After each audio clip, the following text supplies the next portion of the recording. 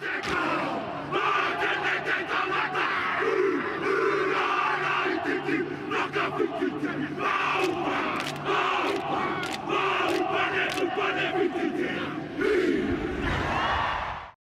back to the Black Jersey, everybody. It's your boy Max hosting, ladies and gents, and we're going to get into a video about a prediction for the end of year tour going over to Europe and the United States. We're going to be playing 5 tests on the tour against the USA, Wales, Italy, France and Ireland. France will be our final test of the year before we head back to New Zealand to get the All Blacks into quarantine prior to them returning to their families for Christmas. This tour is going to be very interesting. The All Blacks typically seem to take very large squads on end-of-year tours.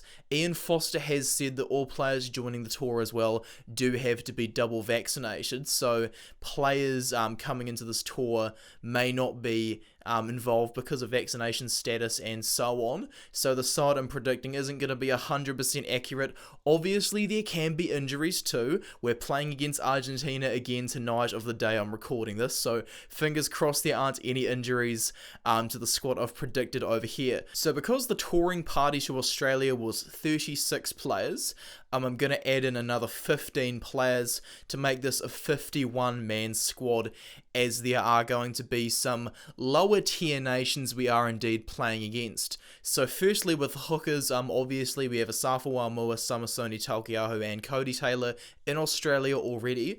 Dane Coles will of course join the squad after he recovers from injury, and I think that the 5th choice hooker right now is definitely going to have to be Ricky Riccitelli. He's a man that's really been knocking on the door for a very long time, and with his move to the Blues for next year, he's almost certain to surpass Kurt Eklund as the first choice hooker. He's going to get a lot of game time for the Blues, and he's going to get a lot more for Taranaki over the NPC.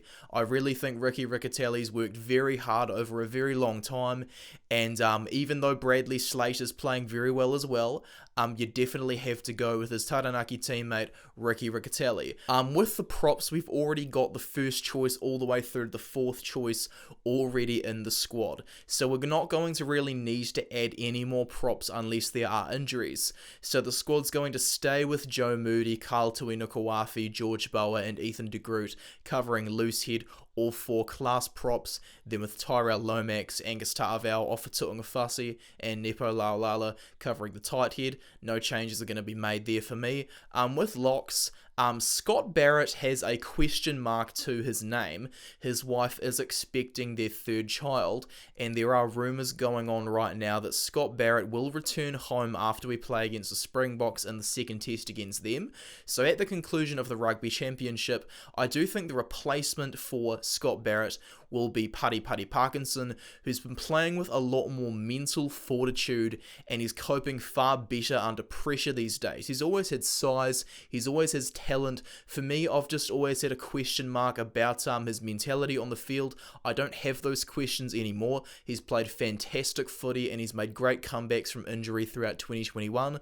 I think it's finally his chance to join the squad. Sam Whitelock will come back in to join Patrick Tuipulotu, Brodie Retallick and Tupavai, and I think the 5th choice lock that goes along Parkinson and the other established players is going to be Mitchell Dunshea, who's also been knocking on the door for a very long time. Dunshea's not going to be a long-term All Black, but he deserves a cap. We need a 5th choice lock, so give him a chance rather, and just see how the man goes. Look, he doesn't have a lot of minutes for the Crusaders, but when he is on, he plays fantastically. People will question me about perhaps a recall for Brent Evans, or maybe a chance of Quinton Strange, but I would pick Mitchell Dunshea because I believe he's a bit more reliable around the paddock. Now with the loose forwards, Sam Cane, I do believe is going to come back as captain. I'd choose somebody else as captain over Sam Cane because I'm not the biggest fan of him. Sam Cane, however, does have a great habit of uniting his team. He does have a great habit of bringing the boys together, so Fozzie's always going to pick him as his captain because Fozzie feels that Sam Cane can be really relied upon, so he's going to come back straight into the 7 jersey against the USA, I believe, and I think he'll probably almost definitely actually play every match on the end of year tour just to get him up to scratch in preparation for 2022 and 2023. So Ardie Savia will cover number 8, and the other open sides I believe will be Dalton Papali'i and Ethan Blackadder, kind of a 6-8-7 hybrid. Then with the blind sides, I think Shannon Frizzell will come back. He has not been convicted, rather, of any legal issues, so that's going to be no problem. Let's get him back into the squad, as the judge has not convicted him. Akira Ioane will obviously continue to start in that jersey, however, and Luke Jacobson will be a great impact off the bench for many, many years to come. He's doing a fantastic job of that right now. Hoskins Satutu as well will be a great specialist number 8 to have as backup to Ardie Savia. I then think the door's going to be open for a couple of new guys who I've talked about quite a lot on this channel. Hugh Renton, the first of these players, was actually a guest on the channel a few months before. He's a very good man, and he had a great insight about how well the Highlanders did and how they did it over the 2021 Super Rugby season. He was a very hard worker, and he's really good at knowing when and when not to compete for the ball. Marino Mikaeli too, who's his teammate at the Highlanders, is great with that as well. Marino's also a very destructive ball runner, and if it weren't for injury, I believe he probably would have got selected over Ethan Blackadder, but you're never going to know because injuries happen. They dictate a lot. And Cullen Grace, I think, is a project player that just needs to keep grafting away.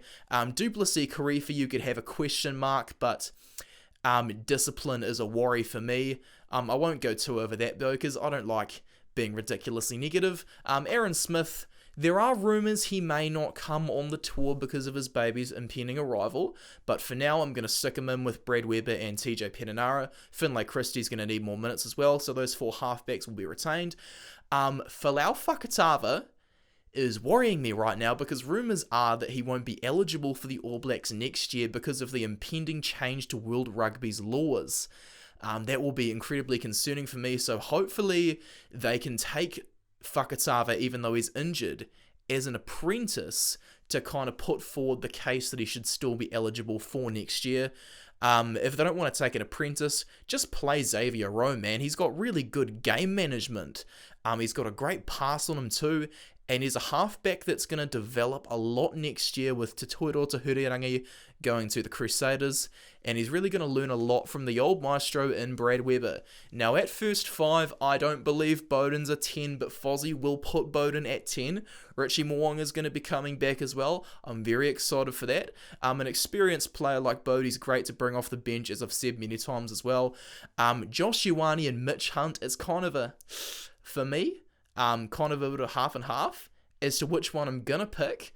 So I'm going to go with Caleb Trask as the third choice because he's a young guy that can really use some extra experience. He'll kind of be a project player to me, kind of like Quinn Tupaia currently is. I then believe Mitchell Hunt is going to be the 4th choice, but Josh Ioane will get a recall next year. Mitch Hunt has played fantastic footy this year.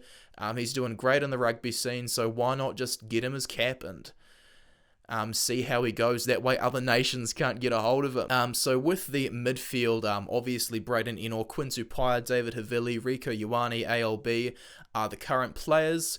And so I do think we're going to need a bit of a third choice centre to come along on the end of year tour. So that would be a great chance to give Peter Umaga Jensen a recall. He does need to play more minutes.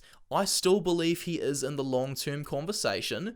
So just get him more minutes, and maybe if you're not confident, Billy Proctor could be an answer. Billy Proctor's improved.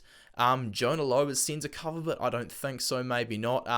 Fozzie doesn't seem to like him for whatever reason. I think Jonah Lowe's great, but he doesn't seem to be on Fozzie's radar. Speaking of Jonah Lowe, he can cover outside backs, and we'll cover the outside backs next. So Caleb Clark, depending on whether Auckland's back at a lockdown or not by this stage, will almost definitely come on the tour if fit.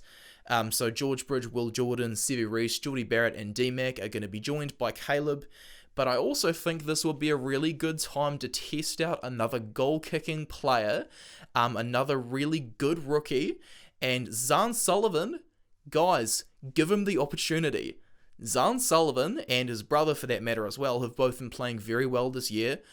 Zahn in particular is a great fullback under the high ball and with the kicking. The Blues in there around the field with all the tactical kicking really improved when Zahn Sullivan finally debuted for the team. Zahn Sullivan's a great cool head. He's very calm, he deals to pressure so well, and if Jordie Barrett's unavailable, I think he could be the second coming of Jordie Barrett, based around how that calm mentality translates to the international stage. I did a video on possible bolters for the All Blacks for this year, and now I'm thinking I really should have chosen Zahn Sullivan, but hey, I can't predict everything right, and that's just how this video goes. So this is the 51-man squad I think Ian Foster will pick for the end-of-year tour over to the USA and Europe. Please comment your thoughts on my prediction video. It'll really help the channel for the algorithm if you also like and subscribe and turn on the notification bell. Please join our Discord server as well. If you want to pay my uni fees, go to Patreon or Subscribestar. Follow us on Instagram where it all started, and I'll talk to you viewers again later, okay? It's your boy Max, and I'm signing out.